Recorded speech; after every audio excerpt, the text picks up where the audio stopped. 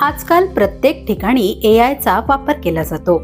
AI मुळे विविध क्षेत्रांमधील नोकऱ्यांवर गदा येते.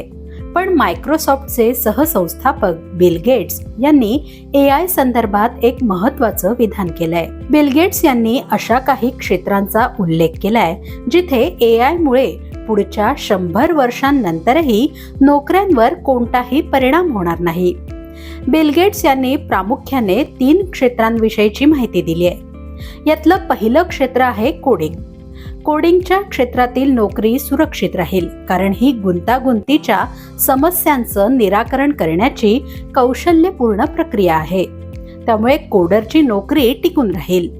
दुसरं क्षेत्र आहे जीवशास्त्र आणि वैद्यकीय क्षेत्र. वैद्यकीय निदान, रुग्णांची सेवा आणि या क्षेत्रातील नवीन सिद्धांत, संशोधन हे काम माणसाच्या हाती आहे. त्यामुळे वैद्यकीय क्षेत्रातील नोकऱ्यांवर गदा येणार नाही. तिसरं क्षेत्र आहे ऊर्जा क्षेत्र.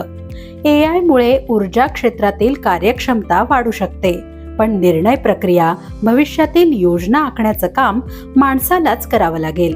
थोडक्यात कोडिंग, जीवशास्त्र आणि ऊर्जा क्षेत्र माणसाच्या बुद्धिमत्तेवर अवलंबून आहे. त्यामुळे या 3 क्षेत्रामध्ये काम करणाऱ्यांना एआयची चिंता करण्याची गरज नाही.